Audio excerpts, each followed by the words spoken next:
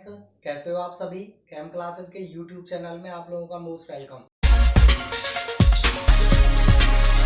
Friends, आज का हमारा चैप्टर में लास्ट टॉपिक रहेगा abnormal molar mass and wants Hoff factor.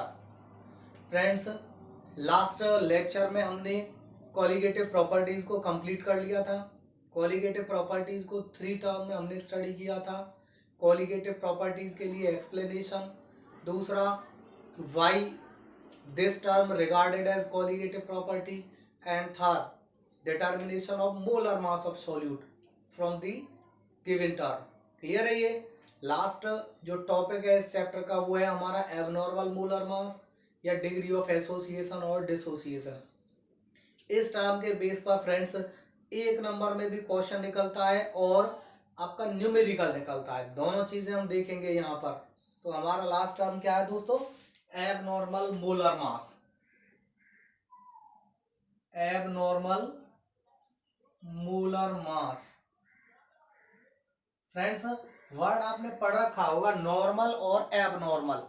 Clear है? नहीं, नॉर्मल और एबनॉर्मल, नॉर्मल से रिलेटेड वर्ड है एबनॉर्मल। क्लियर है? नहीं है। ये कोई चीज जब नॉर्मल नहीं होती है तो हम क्या बोल देते हैं? उसको एबनॉर्मल बोल देते हैं। और क्या है भाई? मोलर मास, यानी एबनॉर्मल मोलर मास कैसा है? एबनॉर्मल है।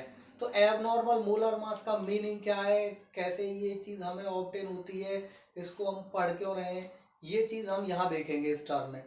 नहीं है? तो देखिए, मोलर मास एक तो हमारा नॉर्मल रहता है, थ्योरेटिकल वैल्यू एक तरह से कह सकते हैं। जैसे हमें दिया हुआ है फ्रेंड्स सोडियम हाइड्रोक्साइड, तो थ्योरेटिकली हम मोलर मास कैसे कैलकुलेट कर लेते हैं कि सोडियम के लिए हमारा 23 है, ऑक्सीजन के लिए हमारा फ्रेंड्स 16 है और हाइड्रोजन के लिए फ्रेंड्स 1 है। तो टोटल कितना आ जाता है? 40। ये तो हमारा कैसा रहता है?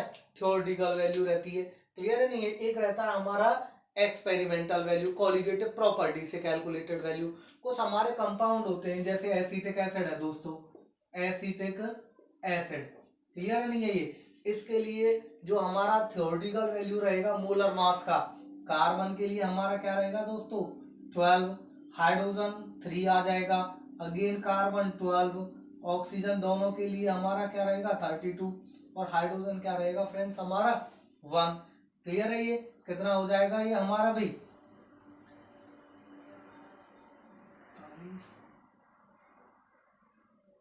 60 दोस्तों। क्लियर है? नहीं है। ये कितना हो जाएगा ये हमारा? 60। 5 और आपका 5, 10, 3, 4, 5। ओके, तो ये हमारा हो जाएगा फ्रेंड्स 60। अब ये तो है हमारा थ्योरेटिकल वैल्यू। एक रहता है हमारा एक्सपेरिमेंटल कैलकुलेशन। नहीं है? उससे हम कैलकुलेट करते हैं, जब हम एक्सपेरिमेंटली फ्रेंड्स कैलकुलेशन करते हैं एसिटिक एसिड के लिए मोलर मास में, तो ये हमारा इससे मैच नहीं करता है, यानी ये वैल्यू हमें ऑब्टेन नहीं होती है मोलर मास की। कब? जब हम एक्सपेरिमेंटल डिटर्मिनेशन करते हैं मोलर मास का। क्लियर है दोस्तों? तो ये जो थ्योरेटिकल वैल्यू है, जब एक्सपेरिमेंटल वैल्यू से मैच नहीं करती है, तो उस केस में जो मोलर मास निकल के आता है, एरर निकल के आता है, उसको बोलते हैं हम दोस्तों एबनॉर्मल मोलर मास। क्लियर है ये चीज? तो हम एबनॉर्मल मोलर मास का डेफिनेशन कैसे दे सकते हैं कि molar mass calculated with colligative properties do not agree with theoretical value. Clear है? नहीं, कॉलिगेटिव प्रॉपर्टीज से कैलकुलेट किया गया मोलर मास जब थ्योरेटिकल वैल्यू के साथ एग्री नहीं करेगा, then this is called abnormal molar mass. Clear हुआ दोस्तों? चलिए, तो इसमें एबनॉर्मल मोलर मास हम किस तरह से इसको रिटार्ड कर सकते हैं कि हमें भाई एबनॉर्मल नॉर्मल मोलर मास के साथ एग्री हो जाए। हमारा जो कैलकुलेटेड मोलर मास है उसके लिए कंडीशंस है। क्लियर है? नहीं, बाउंडेशंस दी हुई है। सबसे पहला है फ्रेंड्स इसमें कि solution should be diluted. Solution कैसा होना चाहिए दोस्तों? शुड बी डाइल्यूट होना चाहिए। क्लियर है? नहीं है। ये सॉल्यूशन कैसा होना चाहिए? डाइल्यूट होना चाहिए। दूसरी कंडीशन आ जाती है दोस्तों इसमें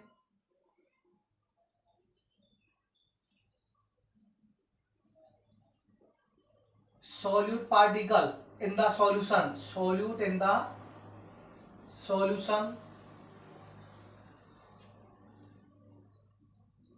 neither undergo association nor dissociation, neither undergo association nor dissociation,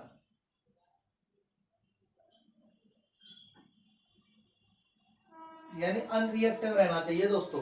जो सॉल्यूट हम सॉल्यूशन में डाल रहे हैं, क्लियर है नहीं है ये, वो ना तो एसोसिएशन में जाना चाहिए ना ही डिसोसिएशन में जाना चाहिए। तो उस केस में हमें जो कैलकुलेटेड मोलर मास है वो नॉर्मल मोलर मास के साथ एग्री करता हुआ मिलेगा। क्लियर है नहीं है, सेम मिलेंगी दोनों चीजें, अलग अलग कब मिलती है, जब हमारा सॉल्यूशन कंसंट्रेटेड होता है, ठीक है। अलग कब मिलेंगी, जब हमारा सॉल्यूट पार्टिकल या तो एसोसिएशन में चला जाएगा या डिसोसिएशन में चला जाएगा। क्लियर है नहीं है ये दो केस निकल के आते हैं, एसोसिएशन और डिसोसिएशन, इनको समझ लीजिए। देखिए केस फर्स्ट है दोस्तों, सॉल्यूट अंडरगो एसोसिएशन।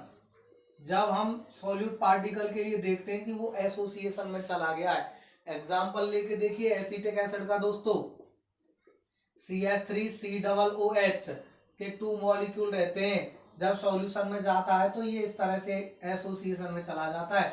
CH3COOH का होल ट्वाइस, 1 मोल, 2 मोल एसिटिक एसिड फ्रेंड्स, 2 मोल एसिटिक एसिड क्या बना देते हैं, 1 मोल एसोसिएट एसिटिक एसिड। क्लियर है नहीं है ये, और इसका स्ट्रक्चर कुछ इस तरह से निकल के आता है, इसको बोलते हैं दोस्तों हम डायमर स्ट्रक्चर। इसमें हाइड्रोजन बॉन्ड क्रिएट हो जाते हैं दोनों एसिटिक एसिड मॉलिक्यूल के बीच में, ठीक है दोस्तों। ये डायमर एसिटिक एसिड होता है, dimer form of acetic acid. Clear है नहीं है, ये एक मॉलिक्यूल होता है, लेकिन इसका मॉलिक्यूलर मास जो रहता है, थ्योरेटिकल मोलर मास कितना रहता है एसिटिक एसिड का 60, और कैलकुलेटेड फॉर्म में चले जाएंगे जब ये एसोसिएशन में चला जाएगा तब एसिटिक एसिड का मास मिलेगा हमें 120 मोलर मास। क्लियर नहीं है, नॉट एग्री करेगा। क्लियर है ये चीज, नहीं है समझ में। जब एसोसिएशन में चला जाएगा या डिसोसिएशन में चला जाएगा तो उस केस में मोलर मास हमें या तो कम मिलेगा या ज्यादा मिलेगा। ओके, एसोसिएशन में ज्यादा किस तरह से मिलता है ये चीज भी आप समझ लीजिए। देखिए एग्जांपल ले रहे हैं, मान लीजिए n पार्टिकल हैं एक ही, n पार्टिकल एक ही एसोसिएशन में चले गए दोस्तों, एसोसिएशन में चले गए, क्या बना दिया इन्होंने, AN बना दिया। क्लियर है नहीं है ये, तो n पार्टिकल ने एक पार्टिकल बनाया है, पार्टिकल की संख्या क्या हो गई दोस्तों, घट गई, नहीं है, पार्टिकल की संख्या क्या हो गई, घट गई। अब देखिए कोलिगेटिव प्रॉपर्टी क्या रहता है, कोलिगेटिव प्रॉपर्टी अगर हम देखें, ये चीज आप याद रखिए, कोलिगेटिव प्रॉपर्टीज डायरेक्टली प्रोपोर्शनल किसके रहती है दोस्तों, number of moles of solute के, number of moles of solute पे डिपेंड करती है, यानी इसके डायरेक्टली प्रोपोर्शनल। और number of moles friends inversely proportional रहता है मोलर मास के। क्लियर है नहीं है ये, नंबर ऑफ मोल्स का फॉर्मूला क्या रहता है, मास over molar mass, mass constant है तो मोलर मास के इनवर्सली प्रोपोर्शनल, यानी कोलिगेटिव प्रॉपर्टी जो रहेंगी मोलर मास के इनवर्सली प्रोपोर्शनल रहेंगी। क्लियर है ये, अब यहां से समझ के चलिए, देखिए n पार्टिकल ने एक पार्टिकल बनाया है, 2 पार्टिकल ने एक पार्टिकल बना दिया, 2 मोल एसिटिक एसिड ने क्या बना दिया, 1 मोल एसिटिक एसिड बना दिया। क्लियर है नहीं है, तो पार्टिकल की संख्या यहाँ कितने मोल थे, नंबर ऑफ मोल कितने थे फ्रेंड्स 2, कितने हो गए आफ्टर एसोसिएशन 1 मोल, तो नंबर ऑफ मोल घट गए, नंबर ऑफ मोल घटेंगे तो मोलर मास दोस्तों बढ़ेगा। क्लियर है नहीं है, number of mole molar mass के इनवर्सली प्रोपोर्शनल है, यानी नंबर ऑफ मोल घटेंगे तो मोलर मास बढ़ेगा, नंबर ऑफ मोल बढ़ेंगे तो मोलर मास घटेगा। सिंपल सी बात है, कितने मोल लिया था हमने एसिटिक एसिड 2 मोल्स, नहीं है, आफ्टर एसोसिएशन कितने मोल हो गया 1 मोल, यानी नंबर ऑफ मोल डिक्रीज तो मोलर मास फ्रेंड्स इंक्रीज। तो एसोसिएशन के केस में हमें मोलर मास कैसा मिलेगा, बढ़ा हुआ मिलेगा। Is that clear. चलिए अब हम करते हैं फ्रेंड्स डिसोसिएशन की बात, नहीं है, डिसोसिएशन के केस में आ जाइए आप लोग। In case of dissociation, case second हमारा solute particle undergo dissociation. Dissociation के केस में फ्रेंड्स जैसे हमारा है ए बी और ये डिसोसिएशन में चला गया है, डिसोसिएशन में चला गया, ये ए प्लस बी में टूट गया। ए बी कितना 1 मोल हमारा ए बी है, 1 मोल ए में टूट गया और 1 मोल ये बी में, यानी total number of mole friends कितने कितने बन गए इसमें after dissociation. After dissociation 1 mole A B 2 mole A B में टूट गया। क्लियर है नहीं? तो नंबर ऑफ मोल क्या हो गए, बढ़ गए। नंबर ऑफ मोल बढ़ गए तो मोलर मास घटेगा। आया समझ में? तो इस तरह से यदि सॉल्यूट पार्टिकल एसोसिएशन और डिसोसिएशन में चला जाएगा तो हमें एबनॉर्मल मोलर मास ऑब्जर्व होगा। क्लियर है ये चीज? तो एबनॉर्मल मोलर मास के लिए दो लिमिटेशन कंडीशन है एक तरह से कि सॉल्यूशन डाइल्यूट होना चाहिए, जितनी ज्यादा कंसंट्रेशन होगी सॉल्यूशन की एबनॉर्मल मोलर मास की कंडीशन बढ़ेंगी। क्लियर है नहीं है? दूसरा, सॉल्यूशन में सॉल्यूट पार्टिकल यदि एसोसिएशन और डिसोसिएशन में चले जाएंगे तो उस केस में हमें मोलर मास या तो कम मिलेगा या ज्यादा मिलेगा। क्लियर दोस्तों? तो ये हमारा है एबनॉर्मल मोलर मास से रिलेटेड टर्म। नेक्स्ट टर्म इसमें एक छोटा सा टर्म आ जाता है वांट्स ऑफ फैक्टर, वो और देख लीजिए, इसी से रिलेटेड है वांट्स ऑफ फैक्टर।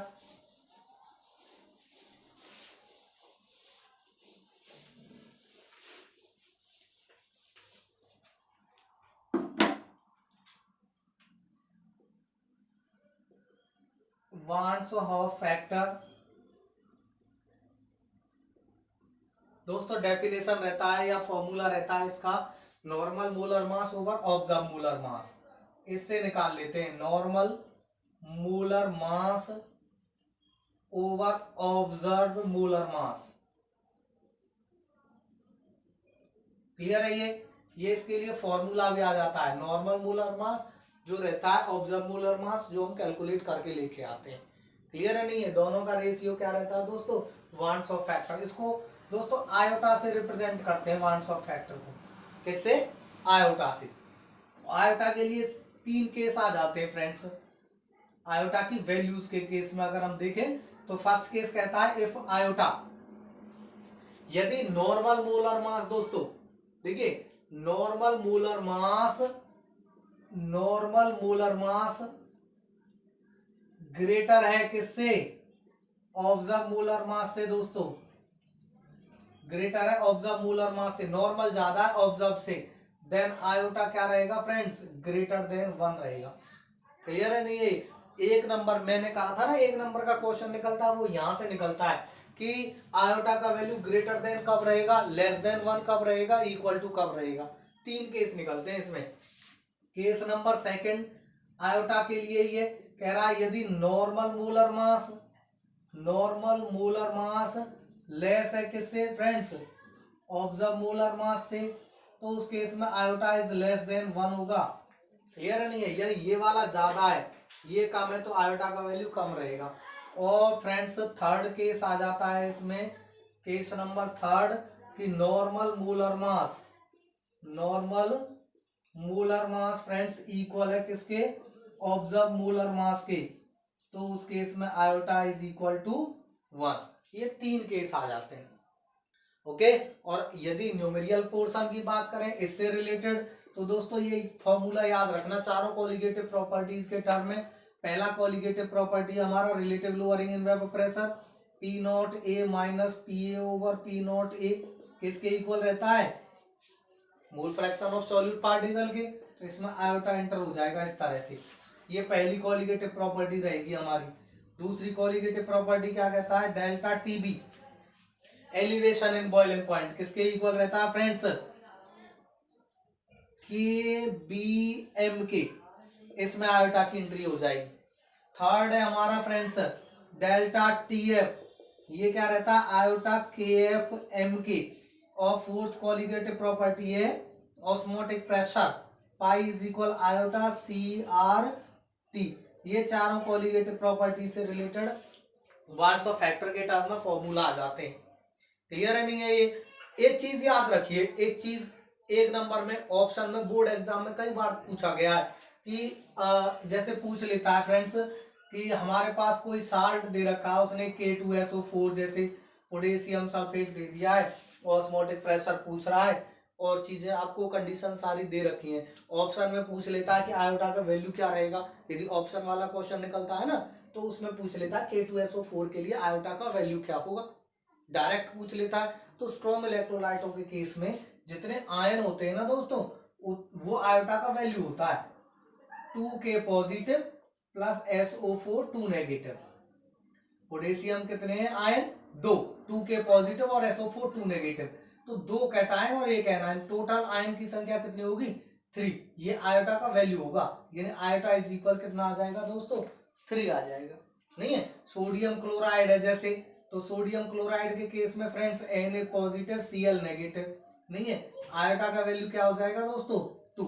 जितने आयन होते हैं ना स्ट्रॉन्ग इलेक्ट्रोलाइट्स के केस में, वो आयोटा का वैल्यू होता है। Is that clear? तो एक नंबर का क्वेश्चन इस तरह से हम निकाल लेते हैं। बोर्ड एग्जाम में कई बार पूछा गया है इस तरह से कि आयोटा का वैल्यू क्या रहेगा। एल्यूमिनियम सल्फेट के लिए पूछ लेता है, ये बताइए कमेंट करके मुझे, Al2SO4 का होल थ्राइस है, ये कोई इलेक्ट्रोलाइट है, इसके लिए आयोटा का वैल्यू क्या होगा। क्लियर है ये चीज? कमेंट करके जरूर बताना नीचे। चलिए, तो ये हमारा हो गया फ्रेंड्स बॉन्ड्स ऑफ फैक्टर। इसमें लास्ट टर्म और आ जाता है एक डिग्री ऑफ एसोसिएशन और dissociation.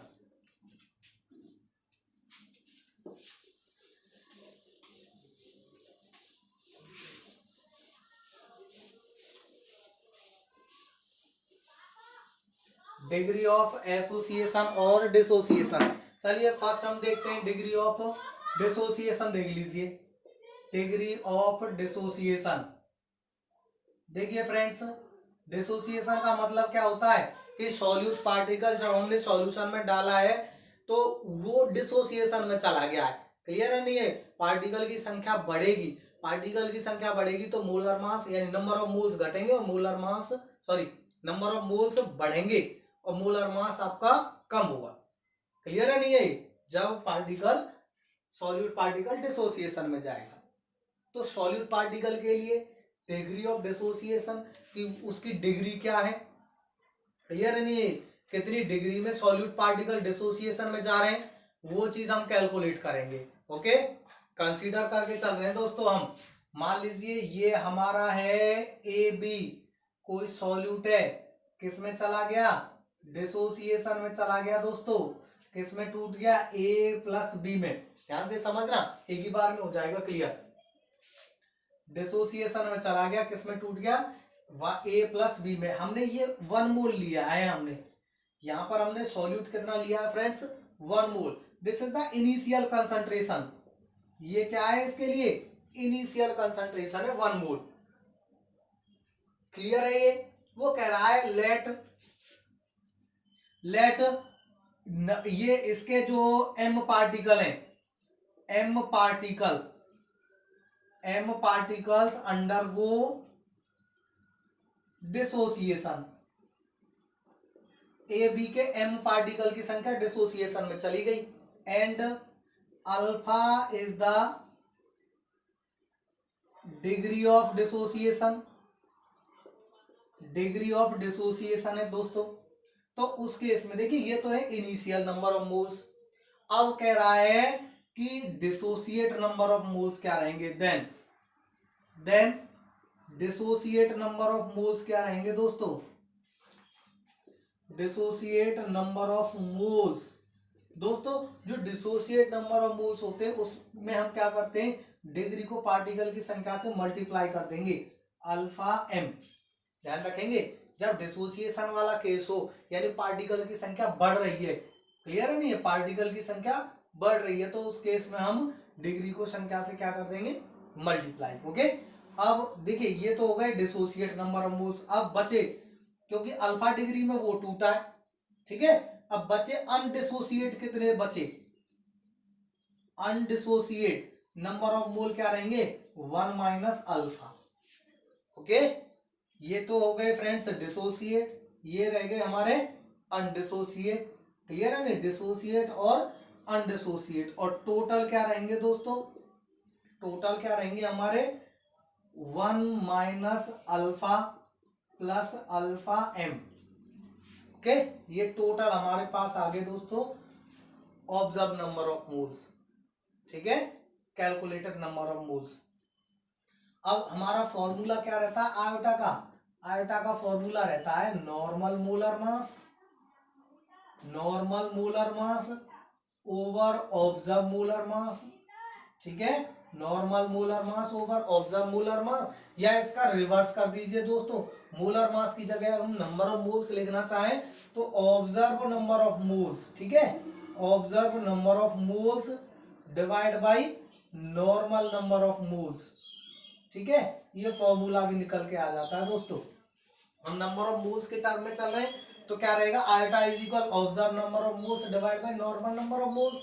Now iota is equal observe number of moles कितने आ गए फ्रेंड्स हमारे 1 minus alpha plus alpha M over normal, हमने इनिशियल नंबर ऑफ मोल कितने लिए थे दोस्तों 1, ओके, आयोटा इज इक्वल क्या हो जाएगा हमारा 1 माइनस, यहां से हम अल्फा कॉमन ले ले, प्लस अल्फा कॉमन ले ले दोस्तों, प्लस अल्फा कॉमन लेंगे ना यहां से, तो ये हो जाएगा m minus 1, m minus 1, clear है नहीं, 1 से डिवाइड करेंगे वही वैल्यू रहेगी, इस 1 को इधर ले आइए दोस्तों, तो alpha into M minus 1 is equal क्या रहेगा, ये 1 इधर आ जाएगा आपका आयोटा माइनस 1, और अल्फा इज इक्वल क्या हो जाएगा फ्रेंड्स हमारा, डिग्री निकाल रहे हैं ना हम, और अल्फा इज इक्वल क्या हो जाएगा हमारा iota minus 1 over M minus 1।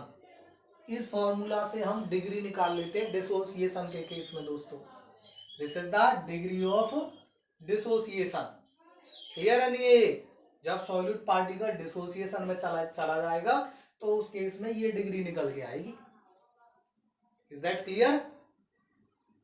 देखिए दोस्तों दोबारा से रिपीट कर रहा हूं मैं, यदि हमारा 1 मोल सॉलिड पार्टिकल है डिसोसिएशन में चला गया तो इसमें से मान लीजिए इसके 100 पार्टिकल है, ए बी में कितने 100, और 20 पार्टिकल चले गए किसमें, 20 पार्टिकल चले गए दोस्तों डिसोसिएशन में, वो एम में पार्टिकल की संख्या कितने पार्टिकल डिसोसिएशन में चले गए, क्लियर है नहीं है, कितने डिग्री में चले गए, अल्फा क्या है degree of dissociation, undissociate particle के dissociate part number of moles M alpha रहेंगे, अनडिसोसिएट आपके 1 मोल में से अल्फा में अल्फा टूट गया, बचे कितने 1 minus alpha, total observe number of moles ये रहेंगे हमारे, फॉर्मूला क्या रहता है आयोटा का observe number of moles divide by normal number of mole, calculation करेंगे ये डिग्री निकल के आ जाएगी, क्लियर। नेक्स्ट केस आता है दोस्तों इसमें case second, degree of association, degree of association van't Hoff factor के टर्म में डिग्री ऑफ एसोसिएशन कैसे कैलकुलेट करेंगे हम, क्लियर है ये चीज।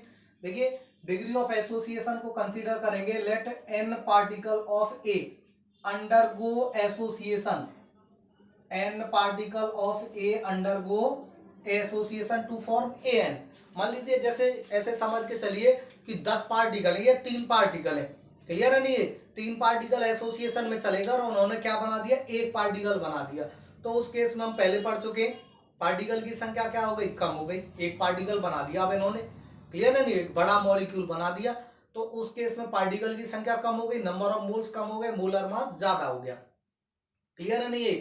अब मोलर मास जो ज्यादा हुआ उसकी डिग्री ऑफ एसोसिएशन हम कैलकुलेट करेंगे, तो डिग्री कैलकुलेट करने के लिए क्या करते हैं हम, मान लीजिए ये हमारा एन पार्टिकल ऑफ ए है, 1 मोल के टर्म में इनिशियल नंबर ऑफ मोल क्या है इनमें, इनिशियल कंसंट्रेशन फ्रेंड्स 1 मोल है पार्टिकल की, क्लियर है नहीं है।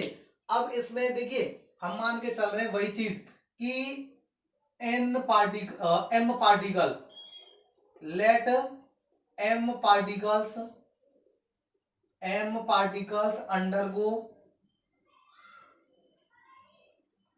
Undergo association, M particle undergo association में चले गए, and alpha is the degree of association, alpha is the degree of association, then friends समझ के चलना ढंग से, नंबर ऑफ मोल्स एसोसिएट। देखिए एसोसिएट नंबर ऑफ मोल्स के केस में याद रखना डिग्री को पार्टिकल की संख्या से डिवाइड कर देते हैं। डिसोसिएशन के केस में डिग्री को पार्टिकल की संख्या से मल्टीप्लाई। जहां पार्टिकल की संख्या बढ़ रही है मल्टीप्लाई, जहां पार्टिकल की संख्या घट रही है डिवीजन करते हैं। ओके, याद रखना इस चीज को। तो number of moles associate means degree divide by number of particle associate. Okay, और नंबर ऑफ मोल्स अनएसोसिएट दोस्तों, अनएसोसिएट के केस में क्या रहेगा हमारा 1 माइनस अल्फा। ओके, 1 मोल हमारा सब्सटेंस है, अल्फा डिग्री में निकाल दीजिए, ये अनएसोसिएट हो जाएंगे। और टोटल आ जाएगा फ्रेंड्स हमारा क्या, अल्फा ओवर एम प्लस आपका 1 माइनस अल्फा। ये total observe number of moles आ गए, टोटल नंबर ऑफ मोल्स। ठीक है, इस तरह से वही हमारा फॉर्मूला फिर से अगेन कि आयोटा का फॉर्मूला क्या रहेगा, आयोटा इज इक्वल हमारा normal number of moles, sorry normal molar mass over observe molar mass, या इसको हम कह सकते हैं observe number of moles divide by normal number of moles.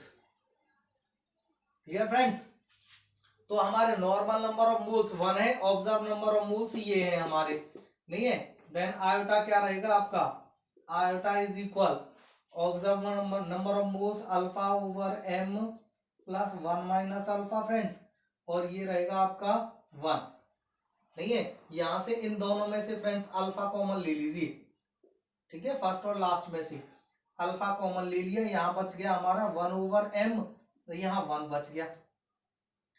ठीक है, पहले तो ये करो कि इस 1 को इधर ले आओ आप, आयोटा माइनस 1 इज इक्वल ये बचेगा हमारा alpha over M minus alpha, iota minus 1 is equal, अब इसमें से अल्फा कॉमन निकाल लिया दोस्तों हमने, 1 ओवर एम माइनस 1 बच गया इसमें आपका। ठीक है, अब हमें क्या निकालना है, इसमें डिग्री निकालनी है। नाउ अल्फा इज इक्वल क्या रहेगा दोस्तों हमारा, iota minus 1 over 1 over M minus 1। ठीक है, यहां पर एम क्या है, नंबर ऑफ पार्टिकल एसोसिएट, और पहले वाले केस में क्या था, M number of particle dissociate. Clear है नहीं है, जितने पार्टिकल की संख्या होती है वो डिसोसिएट पार्टिकल की संख्या एम होती है, एसोसिएट पार्टिकल की संख्या एम होती है। क्लियर है नहीं है, तो इस तरह से हम डिग्री ऑफ एसोसिएशन और डिसोसिएशन वंस ऑफ फैक्टर के टर्म में कैलकुलेट कर लेते हैं दोस्तों। क्लियर।